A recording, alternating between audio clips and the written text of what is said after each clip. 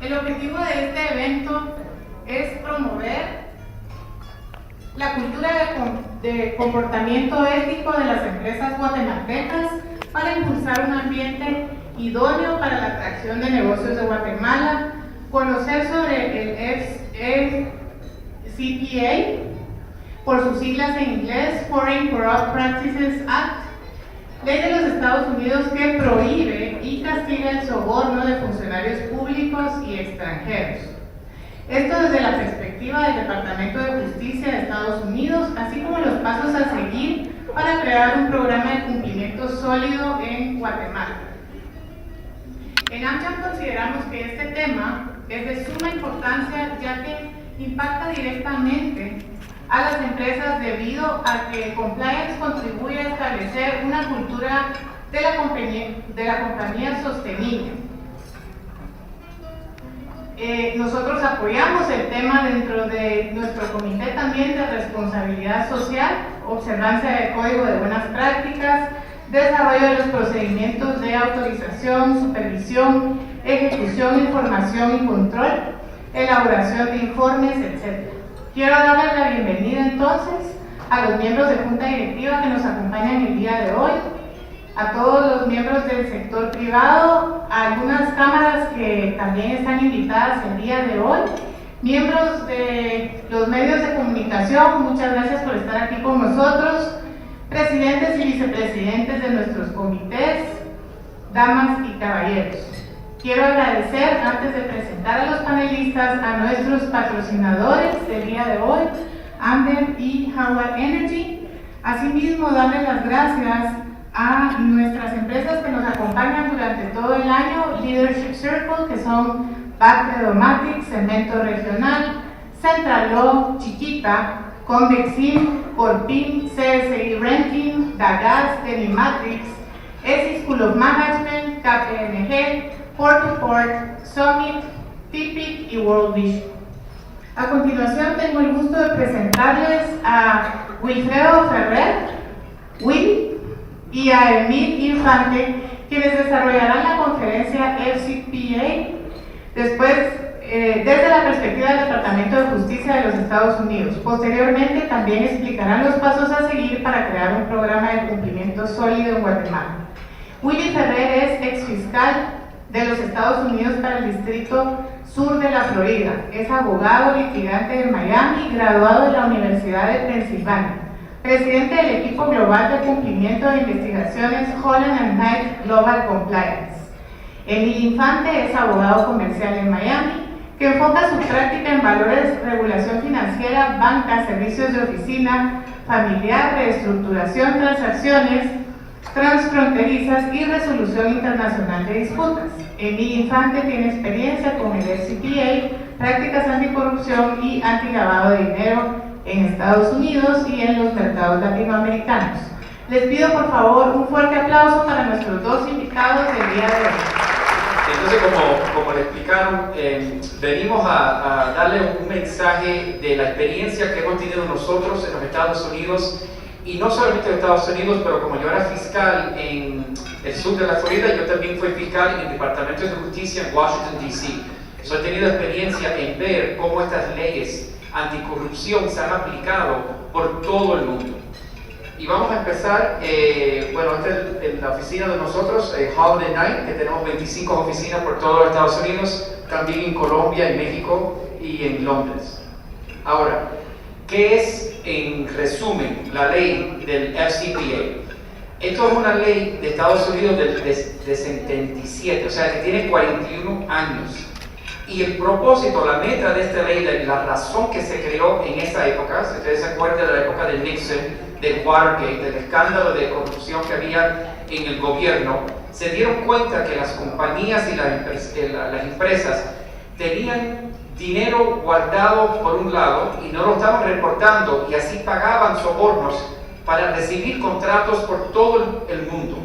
Y ahí se creó esta ley para combatir ese delito y para también tener el hecho de la integridad en el mercado internacional. O sea, que si una empresa está compitiendo, tratando de conseguir algo, un contrato en otro país, no tener que perder ese contrato porque hay otra empresa que está haciendo trampa y que están pagando sobornos. Y en esta ley solamente quiero que sepan que piensan como en dos áreas. Son dos áreas que de verdad se enfocan esta ley. La primera es la prohibición de antisoborno. Y obviamente eso es, se refiere al antisoborno con los funcionarios públicos extranjeros de otros países. Y se realiza en la intención. Todo lo que tenga que ver con esta ley es qué se hizo con la intención de corromper y de influenciar a un funcionario público para que haga una decisión a tu favor, una ventaja, un contrato, algo que te ayuda a ti, y esas son las prohibiciones que más en vigor está usando el Departamento de Justicia y los otros países. Sí, algo importante creo que Willy mencionó es que no es solamente lo que se hace, sino la intención del acto. Por ejemplo, yo voy a un funcionario público aquí en Guatemala y le ofrezco una cantidad de dinero a un barco, un carro, lo que sea, a cambio de un contrato por tener el transporte de bienes que llegan al puerto Quetzal, lo que sea. No importa si esa oferta que yo hice al oficial se da o no, o si el beneficio a mí se me otorga como representante de una compañía. Lo que importa es que yo traté, que yo tuve la intención de darle un soborno a ese oficial del gobierno. Si él me dio el beneficio o ella a mí de yo tener ese contrato o no, no importa. Al yo hacer esa gestión con la intención de tener un beneficio que no me merezco, que estoy consiguiendo haciendo pillería, como dice Willy, ya caigo dentro de la jurisdicción del Departamento de Justicia y de la ley aplicable. Sí, y eso es un punto muy importante porque los fiscales tienen que encontrar y tener evidencia de ese intento. Sin embargo, si uno le hace en los Estados Unidos, si uno le paga a un funcionario público para que vamos a decir, para un pasaporte, se le puede pagar un extra $300 para que te lo den más rápido. Eso no es, te está pagando un funcionario para que te dé algo en cambio, pero eso no quiere decir que hay un intento de corrupción. Pero en otros países, sin embargo, en Argentina, si un empresario está en Argentina y le paga a un funcionario para que le den un pasaporte o una visa, algo más rápido, eso es una violación de la ley anticorrupción en Argentina.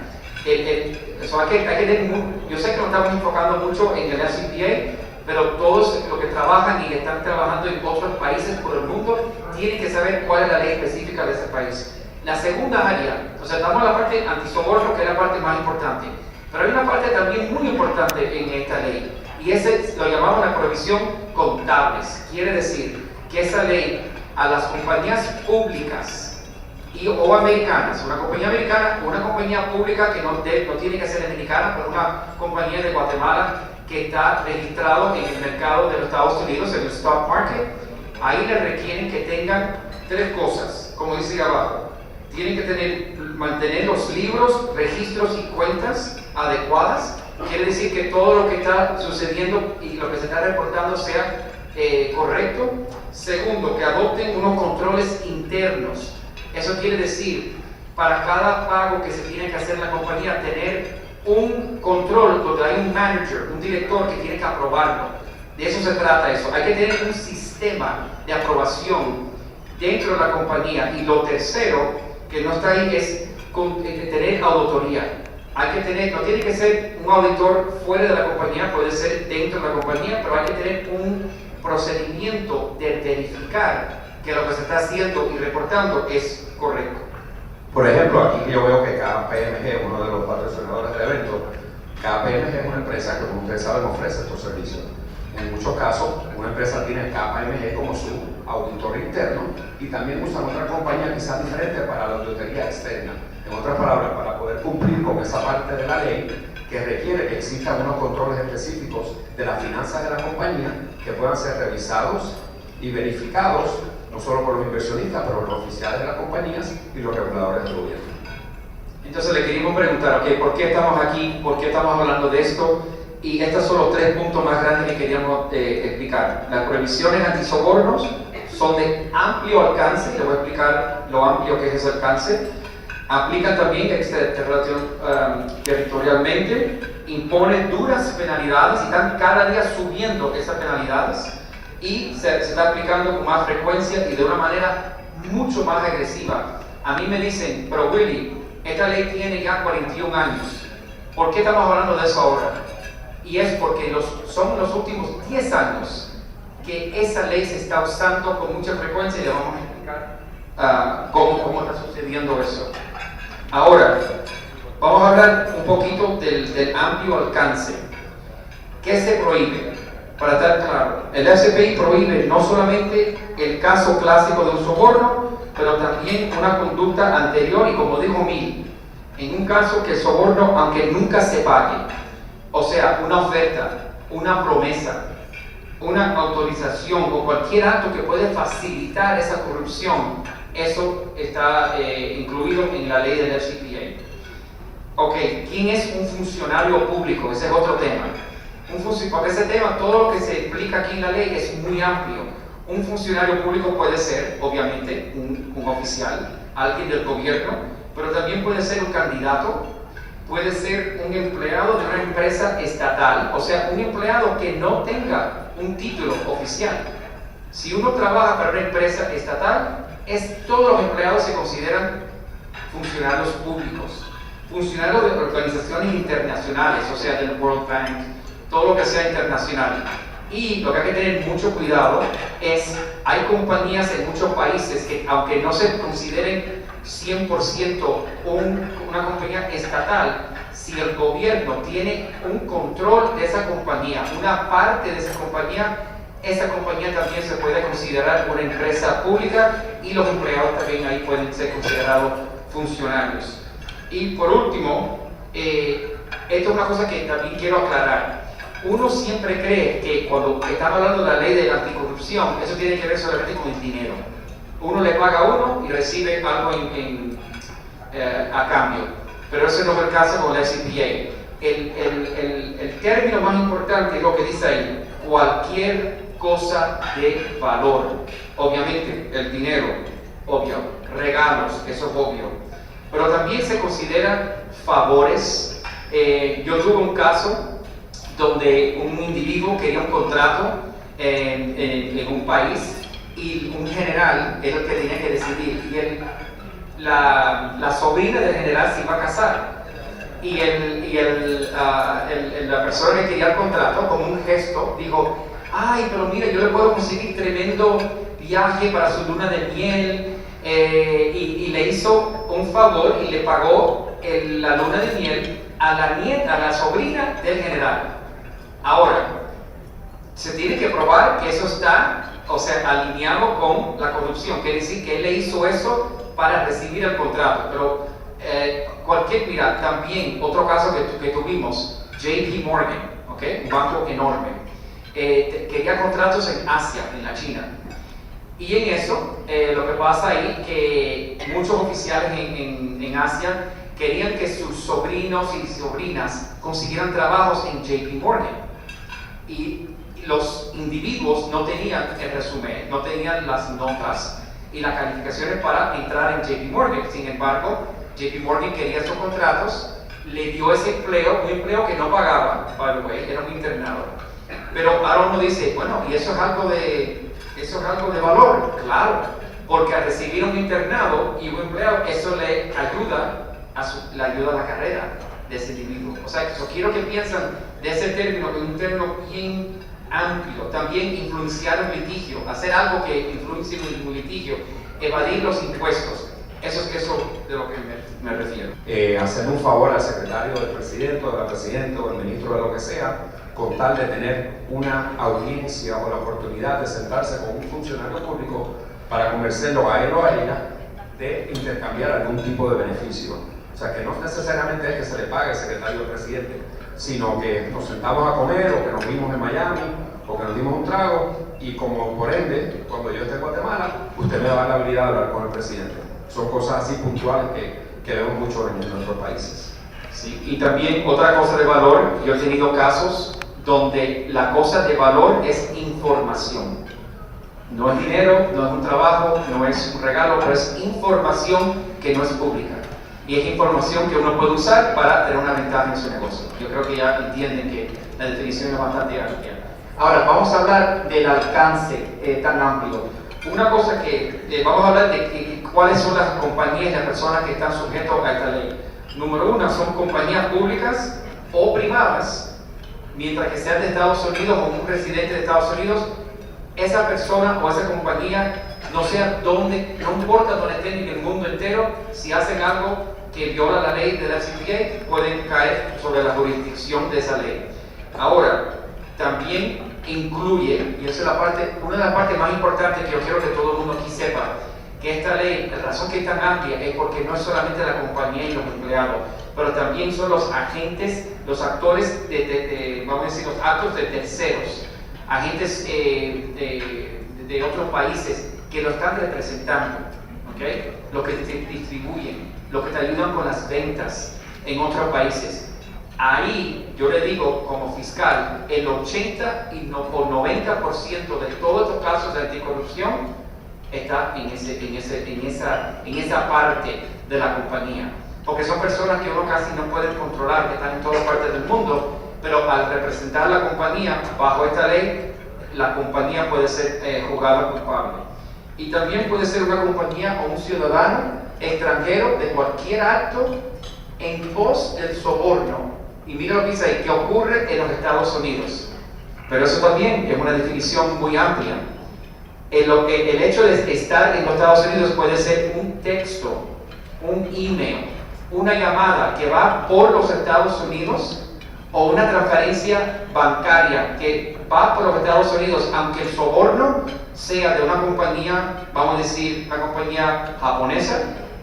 El soborno fue en Francia, no tuvo nada que ver con los Estados Unidos, pero si ellos, con el dinero que recibieron con el soborno, con el pago, va por el Banco de New York, si ellos tienen vamos a decir, alguien que lo está ayudando en los Estados Unidos y se mandan un email, se manda un texto, pueden caer bajo la jurisdicción del FCPA. Y eso es una cosa muy importante. Un ejemplo clásico de eso, que ustedes conocen bien acá, fue cuando agarraron a la gente de la FIFA, ¿no? En los actos de corrupción, pagando a la FEDEFUT de diferentes países en Latinoamérica y en el mundo. Gran parte de ese problema fue que las transferencias electrónicas de dinero pasaron por bancos americanos. Otra gran parte de eso, que yo de verdad que ni pienso que estaba pensando, fue que se reunieron en Chicago. Tuvieron reuniones en Chicago, funcionarios de la FIFA con funcionarios de la FEDEFUT de diferentes países de Latinoamérica.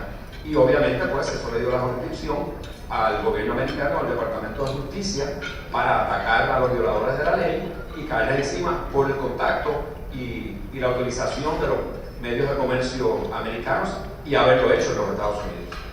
Y mira, yo sé que estamos hablando mucho de las provisiones anti-soborno, pero quiero también que no se olviden de la segunda parte, que es de la contabilidad. En un caso que se dio hace 2 semanas, Panasonic, o sea, ustedes conocen la compañía Panasonic de Japón, pero ellos tienen una compañía en California que se llama Panasonic Avionics. Y ellos lo que hacen es que ellos son los que tienen el derecho de poner todo lo que sea de entretenimiento y las películas en los aviones. Y ellos estaban tratando de conseguir unos contratos en otro país y tenían unos agentes que lo estaban representando y estaban haciendo muchos pagos a esos agentes. Pero el Departamento de Justicia lo enjuició a la compañía porque Panasonic no tenía un sistema interno para poder decir por qué estaban pagándole tanto dinero a esos agentes. O sea, no era porque tuvieron evidencia de soborno, no pudieron probar eso. Era porque la compañía no tenía y no podía probar cómo se usó ese dinero, a quién fue ese dinero, quién lo recibió, y por no tener eso fue enjuiciado y Panasonic tuvo que pagar 142 millones de dólares en remediar eso. Ahora, esto me encanta a mí, esta lista son defensas que personas han tratado de usar en casos que yo he tenido. Y quiero decir que estas defensas ninguna funciona. Y muchos de ellos, mis hijos, lo usan conmigo cuando cometen algo. La primera es, pero no hay otra manera de hacer negocios en ese país. No, sorry. El segundo que usan mis hijos. Pero todos nuestros competidores hacen lo mismo. Pero papi, todos mis amigos hacen lo mismo. Eso no es una defensa. Aunque sea quizá la verdad, eso no es una defensa. Nos extorsionaron, Me dijeron que si no pago, no recibo el contrato. Bueno, ningún contrato vale la pena de caer en la cárcel o pagar millones de dólares en mi recuerda. No nos miren a nosotros, no hicimos nada, fue nuestro agente. Ya le explicamos que eso también es culpable. La mayor parte de la actividad prohibida ocurrió fuera de los Estados Unidos, ya se explicó que eso no importa. Mientras que algo tenga una conexión, puede caer enjuiciado. El soborno se ofreció, pero nunca se llegó a pagar. No importa. La promesa ya es un delito si se puede probar. Y lo último es el funcionario sobornado. Caray, le pagué y no cumplió. No hizo la trampa. Bueno, es bueno que te pase. Exacto.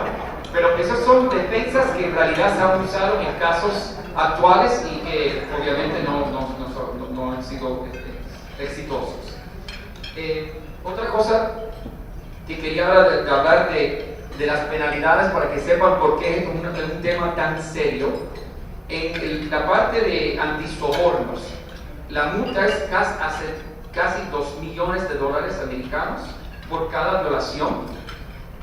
Y la multa, o la sanción más grande que han recibido hasta en este momento, $965 millones aplicados a la compañía sueca Telia. Telia quería unos contratos en África y estaban pagando un poco de sobornos y imagínense, 965 millones. Los individuos, ¿ok? Estamos hablando de compañías y también los individuos. A los individuos la prisión puede llegar hasta 20 años por violación. Vamos a decir, la sentencia más alta ha sido 15 años. Es un señor que se llama Joel Esquinazi, me da pena decir que es de Miami, pero así es. Y eso es, o sea, es bastante serio. En la parte de contabilidad también son 25 millones por cada violación, puede ser, y los individuos pueden llegar a la prisión, hasta la cárcel, hasta 20 años.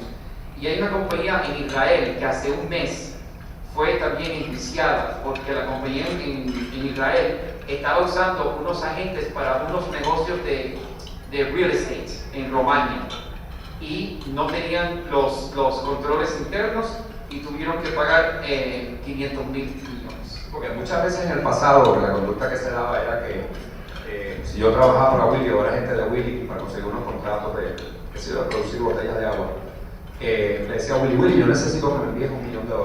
Y Willy me decía, ok, y se cerraba los ojos y me decía, aquí está $1 millón, haz lo que tengas que hacer. Eso se acabó y eso no existe ya. Si Willy me hace $1 millón a mí, tiene que haber un proceso de contabilidad y un proceso de registro, okay, de libros, el cual especifique dónde fue cada uno de esos dólares o centavos que se usaron. O sea, en otras palabras, que ya, como se hacía mucho en el pasado, se daba el dinero y no se tapaban los ojos y llegaba el contrato y great, yo no tuve nada que ver con eso. Esos años ya no existen. Tienes que tener contabilidad hasta el último centavo que usaste y sobre todo poder monitorear a los proveedores que está usando tu organización. Y mira, quiero enseñarle por qué está cambiando tanto el tema y lo que está cambiando aquí. Yo le expliqué que el FCPA está desde el 77. Los primeros 25 años solamente había 41 casos. Ahora, ¿qué ha pasado desde 2001? Han subido los números de los casos 280 desde el 2001 y eso es un incremento de 580% de los casos. Y como yo le digo, como yo me acabo de ir del Departamento de Justicia, los casos estos de corrupción se manejan principalmente por una unidad en el Departamento de Justicia, que es el FCPA Unit. Y ellos antes tenían un fiscal, hace 15 años, un fiscal. Ahora tienen más de 30. El SEC tenía un abogado que hacía estos tipos de delitos y casos. Ahora tienen 35 abogados en el SEC. O sea que los recursos están aumentando y eso quiere decir que el enfoque en este tipo de casos está ahora subiendo. Y ahora hay, hoy en día, 135 compañías públicas. Estamos hablando de compañías enormes, como Citigroup es uno de ellos. Compañías grandísimas que están bajo investigación y eso solamente son las compañías que lo han reportado. Hay muchas que no tienen que reportarlo. Todo el mundo quería saber qué iba a ser el presidente Trump cuando él ganó las elecciones. Porque él en el 2012 dijo que él odiaba la ley FCPA. Y así lo dijo. So, cuando él lo eligieron, todos nosotros pensábamos, bueno, quizás eso iba a cambiar y que iba a debilitarse. No, eso es completamente lo opuesto. El fiscal general de los Estados Unidos, Sessions, el número 2, que es el que está involucrado en la investigación de Rusia, Rod Rosenstein, que es amigo mío porque él era fiscal, cuando yo era fiscal en Miami, él era de Baltimore, en Maryland. Y él y el fiscal general Sessions han dicho, pero casi cada mes, que el enfoque contra el SCPA sigue, y como yo le expliqué, los recursos siguen en estos casos y no se ha caído. Creo que es un punto importante que dice Willy, porque como vemos en los últimos 10 años es que se ha enfatizado esta ley. Es resultado, yo creo que es obvio para ustedes, ¿no?, de la globalización, ¿verdad? De cómo se comparte información, de la banca. Entonces, mientras la globalización sigue aumentando y se sigue incrementando las relaciones y el comercio internacional, no hay otra más que esta ley se sigue implementando y se sigue enfatizando. Y francamente, lo digo yo porque Willy trabaja en el Departamento de Justicia, es una manera fantástica de levantar dinero para el Departamento de Justicia. Efectivamente. Porque estas multas de 900 millones de dólares, 300, 400, son fondos que van al gobierno y se usan para tener más recursos para combatir la corrupción. Entonces se ve el cambio radical en el enfoque de esto, pero obviamente es causa de la globalización y el compartimiento de información entre instituciones financieras y de gobierno también. Y mira, y eso ahora lo lleva al próximo punto. Quiero decirle solamente que hay dos tendencias ahora recientes que quiero que ustedes sepan de esta ley. Número uno, lo que estaba diciendo Emil, que el HCPA ha traído tantos recursos a los Estados Unidos que ahora todos los países están usando el mismo módulo. Ahora en la persecución, la persecución globalizada, muchos países y especialmente Latinoamérica están surgiendo leyes anticorrupción. Muchos países ya lo tienen, pero ahora lo están renovando, lo están poniendo más moderno. Y mira, Argentina 2017 y se vino al cabo ahora en el 2018 una ley nueva. Colombia 2016, México ahora con la elección de AMLO, y acuérdense que él se eligió, mucho de lo que él habló fue la anticorrupción, y ahora México tiene un sistema completamente nuevo. Vamos a ver cómo lo van a enforzar, porque todavía no han escogido un fiscal específico, no han escogido los jueces, pero vamos a ver lo que va a hacer el nuevo presidente AMLO. Pero eso es un sistema nuevo del 2016. Perú 2017, o sea que eso es una tendencia que estamos viendo ahora. Y Odebrecht, que es el escándalo en Brasil de la compañía de construcción que declaró que pagó más de 788 millones en sobornos y ha pagado más de 2.6 billones, o sea 1.000 millones, a los Estados Unidos, a Brasil y Suiza. Rolls-Royce, una compañía también internacional, Rolls-Royce tuvo un caso de corrupción y tuvo que pagar más de 800 millones, pero no solo a Estados Unidos, a Brasil, a Inglaterra y Estados Unidos. O sea que la cooperación internacional está subiendo. La segunda tendencia es que se está expandiendo, y eso es algo que tocó Emil. Estamos hablando mucho de los funcionarios públicos, pero ahora también se están enfocando en los sobornos privados, como en la FIFA. En la FIFA no se usó el FCPA. ¿Por qué? Porque en la FIFA no habían funcionarios públicos, eran personas, empresarios privados.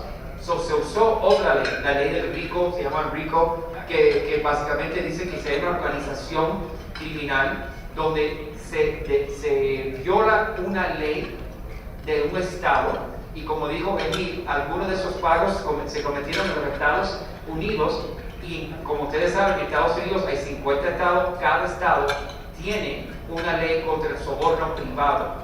En el caso federal de Estados Unidos no existe una ley federal anti el soborno privado, solamente el soborno hacia un funcionario público. Pero en la FIFA se usó, y es un ejemplo cómo se está usando esta ley. Ahora, antes de cerrar el tema del SCPA y movernos al segundo tema, quiero explicarles qué es lo que hay nuevo, qué es lo que se ha implementado ahora en Washington. En el noviembre del 17 se implementó una política nueva, y es una política que se está enfocando de cómo explicarle a las compañías en una forma más concreta de cómo pueden actuar y cómo deben de actuar si ellos se dan cuenta que pasó algo en la compañía. Porque como yo les dije, el 80% de lo que pasa son agentes extranjeros de las compañías, y a veces, aunque la compañía quiere hacer las cosas bien hechas, se dan cuenta que alguien cometió un delito. ¿Y qué hacer? El Departamento de Justicia sacó una política diciendo que si uno coopera, si una compañía coopera con las autoridades cuando se enteran de algo y hay 4 requisitos que tienen que cumplir, le dan un beneficio y quieren tener más transparencia. Ellos quieren que la compañía sepa cómo es que el Departamento de Justicia va a pensar en esto. Y vamos a hablar de todos los 4 requisitos que si lo cumplen, se supone, y lo que ha dicho el Departamento de Justicia es que entonces no van a denunciar a la compañía. Número 1, tienen que denunciar el delito en una forma voluntaria, pero tiene que ser en un momento razonable, no tiene que ser, ya con empresas de investigación es difícil. Segundo, la cooperación tiene que ser completa con el departamento durante la investigación. Muchas veces tienen que, el Departamento de Justicia está diciendo que ellos lo que quieren más que la compañía, en realidad, ellos quieren saber cuáles son los individuos. Porque si te pones a pensar qué es una compañía, la compañía es un grupo de personas y quieren saber quiénes son los que estaban culpables. Tercero, la revisión, obviamente, de devolver el dinero, remediar, perdón, y implementar un programa de cumplimiento si es que no lo tienes. Ellos quieren saber qué programa tenían. El Departamento de Justicia siempre van a hacer 2 preguntas. ¿Cómo fue que sucedió el delito? ¿Por qué? Y segundo, ¿qué hicieron cuando se dieron cuenta? ¿Se escondieron? ¿Lo querían esconder y borrar? ¿O lidiaron con el problema y lo enfrentaron? Willy, yo creo que, perdón que te interrumpa, porque cuando ustedes ven esos pasos ahí, yo creo que las personas que están informadas y están viendo las cosas que han pasado en Guatemala específicamente, ven que son pasos muy similares o casi iguales a los que está usando la Comisión en contra de la Impunidad en Guatemala, ¿no? La CICIG, que están usando pasos así. Díganos que hicieron mal, vengan a confesarse quiénes lo hicieron mal, tienen que implementar el programa de cumplimiento, devuelvan el dinero y entonces nosotros les vamos a dar la oportunidad a ustedes de sanar el problema que causaron. So, lo que les digo es que no es una ley nueva, no es una cosa inventada, sino que son leyes que se están usando en nuestros países de Latinoamérica basadas específicamente en estos puntos que Willy está mencionando. En otras palabras, que el Departamento de Justicia hasta cierto punto le ha dado quizás la oportunidad a las empresas y a los individuos de alzar la mano y decir, como dicen los católicos, por mi culpa, por mi gran culpa, y que vengan y te acepten la confesión y que te perdonen tus pecados. Y yo les digo, mira, como abogado y como fiscal, esa decisión es la decisión más difícil que tendrá que hacer una compañía, si venir voluntariamente o no. Y eso es una decisión muy complicada, es una decisión que uno tiene que tomar, depende de los hechos del caso, y eso es algo pero lo que está diciendo básicamente el departamento y muchos otros países es que si ya ven que hay un problema bastante grande y ya ustedes saben que las autoridades se van a enterar, es mejor que uno vaya voluntariamente antes que ellos vengan a buscar. Si hay algo que le molesta al Departamento de Justicia de Estados Unidos, es que yo no sé si tú se acuerdas que no fue el Departamento de Justicia, fue el Securities and Exchange Commission. Ustedes saben quién es Martha Stewart, ¿verdad? La señora Cáceres, ¿no se acuerdan? Que a ella la acusaron hace unos años de haber tenido información no pública para ganar una ganancia en unas acciones de una compañía. Cuando a ella se le dio el consejo, y esto es información pública, de que fuese y dijera, mea culpa, yo lo hice, perdón, pero ella decidió mentir y no hacerlo, y pasó tiempo en la cárcel. Entonces, yo nada más quería que más que supieran cuáles son los beneficios de esta nueva política que acaba de salir el año pasado, la presunción que no habrá persecución si se cumplen los 4 requisitos y que no haya, como dice aquí, unas circunstancias agravantes, o sea, que no fue algo tan serio como si el director fue el que estaba metido en eso cambia el tema. Si es que hay circunstancias agravantes, entonces en vez de tener 100% beneficios, baja a los 50, le reduce la multa por 50 y sin monitoreo, que eso cuesta mucho, tener un monitor, va a tener que estar vigilando la compañía. Y la tercera es una reducción de 25% si no vienen voluntariamente y denuncian, pero cumplen con los otros 3. Entonces, solamente quiero dar 2 ejemplos de que he visto en Latinoamérica de cómo ha pasado esto. Teva, que es una compañía de Israel, tenía una subsidiaria en México, y en México estaban pagando dinero y dándole viajes y cosas a los médicos, pero como los médicos trabajaban para gobiernos, se consideran funcionarios públicos, aunque no tengan un título. Pero eso le repito, que estas definiciones son muy amplias. Y Teva, entonces, al pagarle el soborno, Teva tuvo que pagar 283 billones en multas y aceptar un monitoreo. Y la última es LATAM. LATAM es una aerolínea que era de Chile. Ellos entonces fueron comprados por LATAM Airlines. LAN fue comprado por LATAM.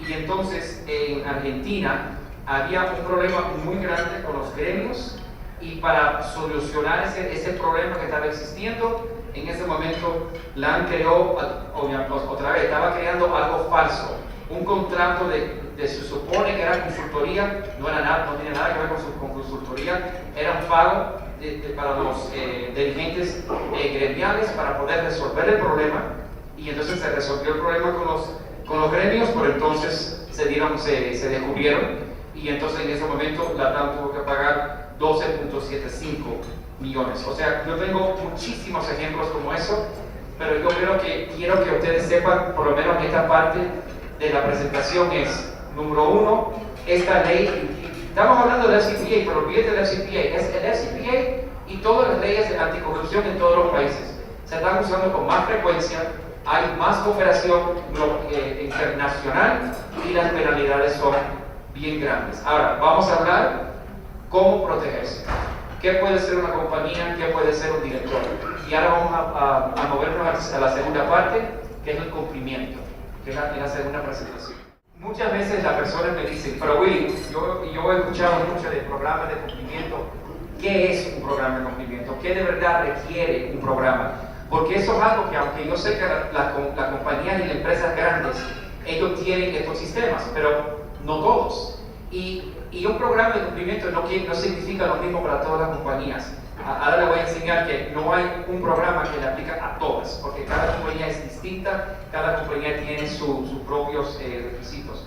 Pero para hacer más un resumen, es una serie de políticas y procedimientos que es adoptada internamente. Yo estoy hablando de políticas escritas, vamos a decir, códigos de conductas, un programa de entrenamiento, un monitoreo interno, o sea que se revisa este programa cada año, cada 2 años para revisarlo.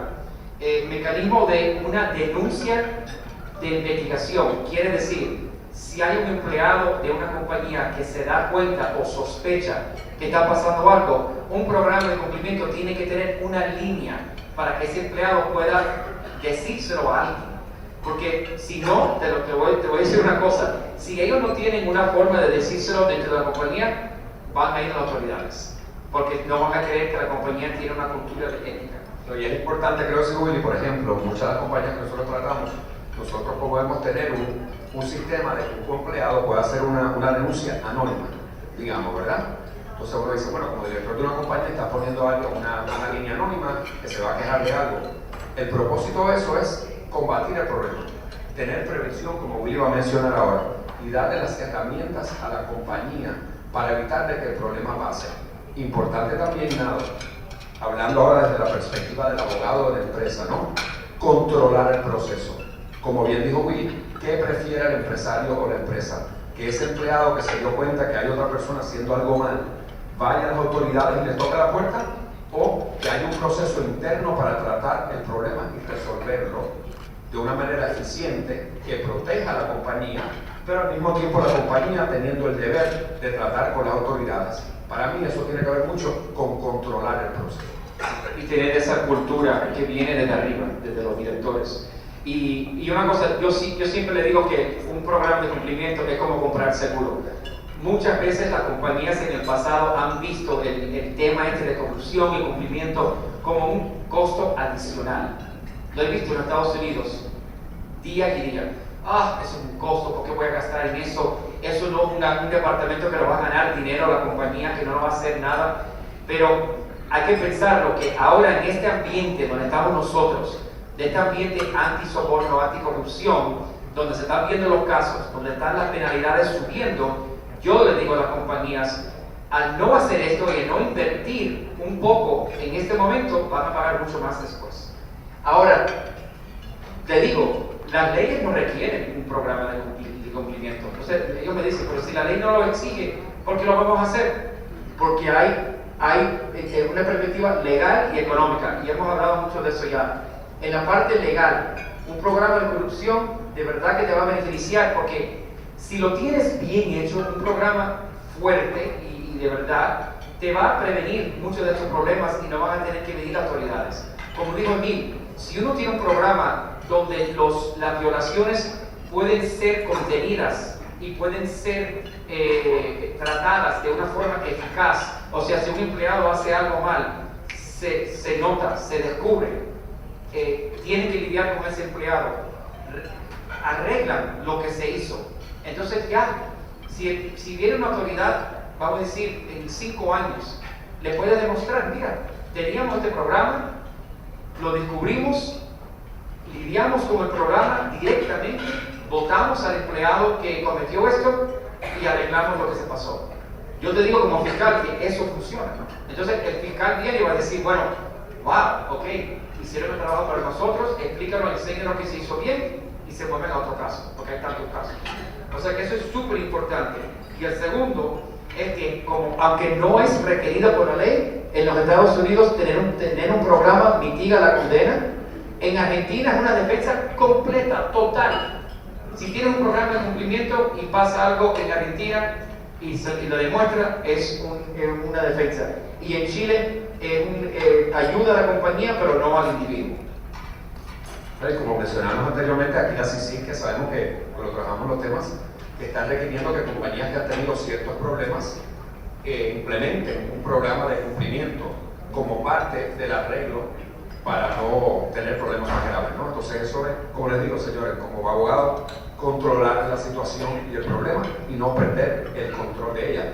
Estos son multas que muchas veces pueden quebrar una compañía. Nosotros en inglés le decimos bet the company problems. En otras palabras, que si no actúas y haces el programa bien, estás poniendo literalmente una apuesta, un jugar dados o póker, que si no te salen las cartas bien, pues cuando entra el regulador por la puerta, ahí se te acabó tu empresa. Llamámoslo la parte legal. Ahora vamos a hablar de una parte muy práctica, una parte económica. Al tener un programa de cumplimiento, y quiero repetir, un programa de cumplimiento que tenga todos los hierros, o sea, un programa de verdad. Y la razón que yo le digo eso es porque he visto muchas compañías que escriben un programa de 5 páginas, lo meten en la gaveta y ya dicen ya cumplí. Y eso ya antes, quizás hace 20 años o 15 años, quizás eso era suficiente. Ahora las autoridades de todos los países están haciendo muchas preguntas a profundidad. Ellos quieren saber cómo se implementó, cómo lo entendió los empleados, y bueno. Pero yo lo que digo es que tener un programa sube el valor de la compañía. Yo ahora tengo un cliente, una compañía enorme en México que tiene empresas por todo Centroamérica. Querían un préstamo de Goldman Sachs y Goldman Sachs dijo, no te doy ni un centavo hasta que nosotros no veamos tu programa de cumplimiento contra el soborno, contra el lavado de dinero, sanciones, export controls, information security, de proteger el data y la información. Lo querían ver todo y querían que esos los abogados de Goldman Sachs tenían que aprobar ese programa. Entonces a nosotros nos contrataron a nosotros para crear ese programa y poderle enseñarle a Goldman Sachs que llegaba al estándar adecuado de hoy en día. Por eso digo que eso está sucediendo más y más. Eso es algo que hace 5 años jamás se hubiera visto eso. Todo lo que hubiera exigido Goldman Sachs es en el contrato, en el préstamo, escríbame ahí que estás cumpliendo con las leyes de anticorrupción y eso hubiera sido suficiente. Ya no más. Eso es clave, Willy, porque antes lo que se veía era que había ese párrafo al final del contrato, que lo veíamos todo, que decía esta compañía cumple con las leyes anticorrupción de los Estados Unidos y firmabas y ya. Hoy en día el regulador mira eso y te dice qué lindo que está por escrito, ahora enséñame el programa, enséñame el plan que ustedes tienen, el código de conducta, cómo la monitoreado, la parte económica de contabilidad. ya el parrafito ese que había al final no es una defensa de un salvador. Sí. Y entonces lo último es las fusiones y las adquisiciones, o sea, el M&A. Esto también, si hay una compañía que tú quieres que esté, o sea, que la compren o que el valor sube, si el que está adquiriendo sabe que tiene un programa. Ahora, una pregunta muy importante. Ustedes muchos seguro que se están pensando, pero, wow, mi compañía no es, ¿sabe? No es un Goldman Sachs, no es un JP Morgan, lo que sea, no importa. El mundo de compliance, como dice en inglés, no size fits all. Me encanta ese dibujo. Que dice ahí la tienda que, sí, este plan es para todo el mundo. Mentira. Todo depende de qué tipo de compañía eres. Y lo bueno, como te digo que ahora vengo de la parte del Departamento de Justicia, pero yo estaba en el otro lado y una compañía que tenían problemas. Nosotros lo que queríamos saber era, ok, ¿qué tipo de compañía eres? ¿Cuál es la industria? Hay algunas industrias que tienen más riesgo que otros. ¿Dónde estás exigiendo en el mundo? ¿Dónde estás haciendo negocio? ¿En partes con mucha corrupción o en partes donde hay mucho menos corrupción? Los planes se pueden modificar dependiendo del tipo de empresa que uno tiene. Y eso es muy importante. Y también el tamaño de la compañía. Y aunque hay muchas compañías de diferentes tamaños, hay una cosa que sí se tiene que tener en mente cuando hay un programa de cumplimiento. Y hay unos lineamientos y unas guías que da el departamento que muchos países están usando de qué requieren los programas. Y te voy a mencionar solamente los 7 más importantes. El primer requisito para un programa de cumplimiento bien hecho es la evaluación de riesgos. Y eso lo que me refiero de eso es que hay que de verdad en cada compañía ver cuáles son los puntos de riesgo en cada compañía. Por ejemplo, ¿cuántas veces la compañía tiene que interactuar con un funcionario público de otro país? ¿Cuál es el mercado en donde estás metido? ¿En qué parte del mundo? Si no se hace eso, no vas a poder cubrir adecuadamente el riesgo o van a cubrir mucho más de lo que necesitan. Yo no quiero que la gente crea que una compañía chiquita tiene que gastarse millones en un programa de cumplimiento, no es necesario. Pero hay que enfocarse en exactamente cuál es el riesgo de la compañía. Y la meta es identificar el riesgo, porque como yo le digo, no es lo mismo como dice ahí, un supermercado que una compañía que está haciendo construcciones en países y lidiando con gobiernos. O sea que son cosas diferentes. ¿Y cómo se hace? ¿Cómo uno hace una evaluación? Bueno, se habla, se dan cuestionarios, se discute esto en las diferentes partes de la compañía donde viene este riesgo, que es las operaciones, las finanzas, las partes legales. Se trabaja con esos grupos y la evaluación se debe de actualizar. Quiere decir, tienes que ver cómo lo evalúan cada momento. Número 2, ya yo dije, el compromiso tiene que ser de arriba a abajo. El mensaje tiene que ser bien claro y tiene que venir de los directores.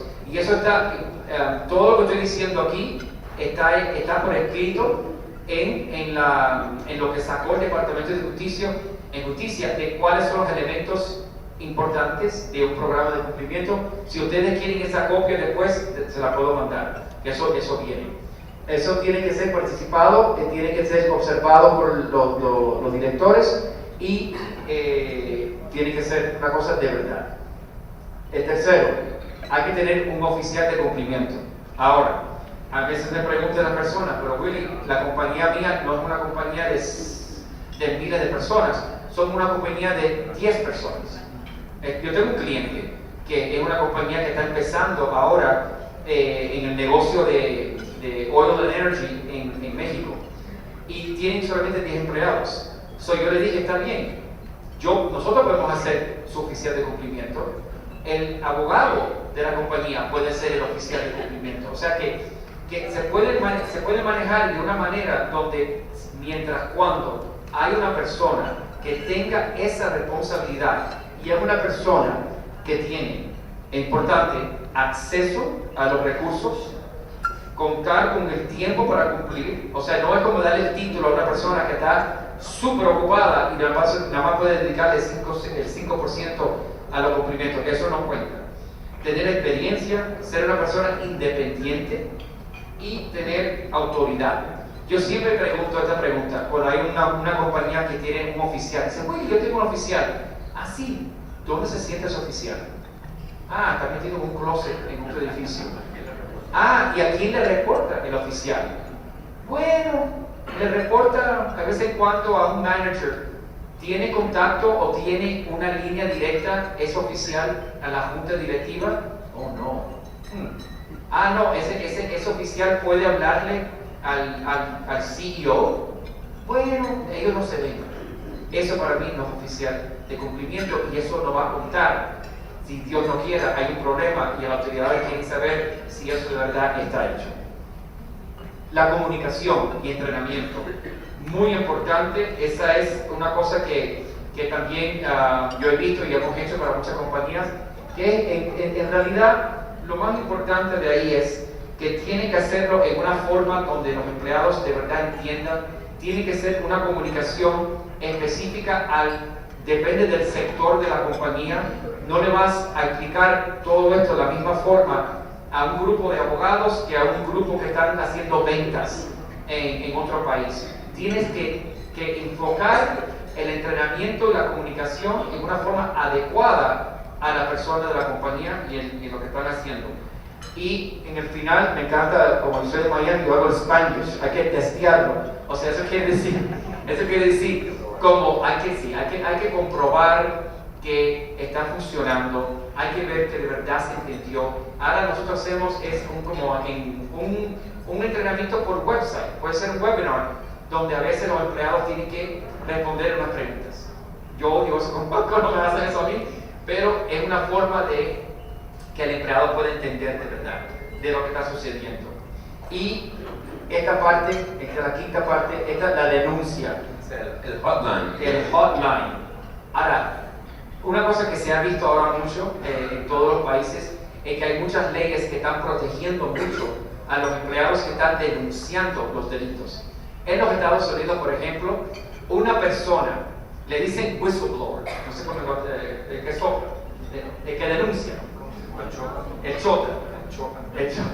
En los Estados Unidos, si esa persona le da información a la autoridad y ese caso resulta en una multa más de $1 millón, esa persona que denunció recibe del 10 al 30% de lo que recibe el gobierno. Hace 5 meses hubo una persona que recibió casi $35 millones simplemente por denunciar. Ahora, uno se pregunta, ¿y por qué sucedió eso? ¿Por qué tuvo eso? Vamos a volver. Porque como fiscal yo trabajaba con lo que denunciaba. Tú sabes lo que siempre me decían, como yo te digo, como 8 de 10 casos me decían, Willy, es que yo no tenía a nadie en la compañía para hablar. Se lo decía a las personas, se lo dije a mis gerentes, no me hicieron casos. Y a veces, no solamente no le hicieron casos, le cambiaron el trabajo, le cambiaron la posición y lo movieron. Y para los gerentes no se puede, los que están haciendo eso están protegidos, no pueden votarlos, no le pueden hacer cosas. Hubo en la compañía Barclays, que es una compañía enorme financiera, hubo uno que denunció al jefe y cuando el jefe se enteró, y fue de una forma anónima, y el jefe quiso averiguar quién era y empezó a tratar de averiguar y fue denunciado por el Departamento de Justicia por hacer eso. Y casi ya terminando aquí, los controles para ciertas contrapartes, hemos hablado de eso mucho, que son las personas, los agentes que los representan. Ya el hecho de que, yo no sabía lo que estaban haciendo ellos, ya eso ya no vale. Uno tiene que ya tener el requisito de tener que saber lo que están haciendo los agentes en otras partes. Le voy a decir una cosa, los fiscales ahora, ¿tú sabes lo que están preguntando a las compañías cuando hay un problema? Le hacen 2 preguntas para ver si el programa de cumplimiento de verdad está funcionando. Le dicen, ok, tú tienes un programa de cumplimiento, dime cuántas personas, cuántas terceras, o sea, contrapartes extranjeras ustedes no colocaron porque no cumplieron con su programa de cumplimiento. Si la respuesta es no, nadie, a todo el mundo lo contratamos, todo el mundo estaba bien, eso es una señal para los fiscales y las autoridades que de verdad no tienen un programa muy eficaz. Porque si una compañía que tiene muchos, ¿cómo van a decir que no tienen a nadie que tuvo problemas? Y segundo, preguntan, ¿y cuántos deals, cuántos negocios no funcionó o no hicieron porque no cumplió con el programa de cumplimiento? Son preguntas que están haciendo ahora, no solamente enséñame cuántos tienen. Y esta es la última, la auditoría. Esto es algo muy importante. Las autoridades quieren que las compañías cada año revisen su programa de cumplimiento para poder contestar esta misma pregunta que yo le acabo de hacer. Si los negocios si están haciéndole el checklist a los negocios para saber que están cumpliendo con el programa de cumplimiento, y los agentes, si están averiguando quiénes son los agentes, qué reputaciones tienen. Y yo les digo que a veces lo único que tienen que hacer es hacer el research, averiguar quiénes son los que lo están representando, tener ese file, quedarse con ese file, ese expediente en sus sistemas, para que si el día de mañana hay un problema, le pueden enseñar que hicieron el trabajo, hicieron el due diligence, para conocer con quiénes están hablando. Por eso yo les digo que, ya para terminar esta parte y ya ir a lo último, es que las compañías, las dos formas, las dos cosas que hacen que fallan, que yo he visto que fallan día tras día, es la evaluación de los riesgos no se hace al nivel adecuado y las compañías no hacen la auditoría, no se revisan suficientemente bien para saber si el programa es un programa eficaz y si se debe cambiar. Y eso es lo que hemos visto.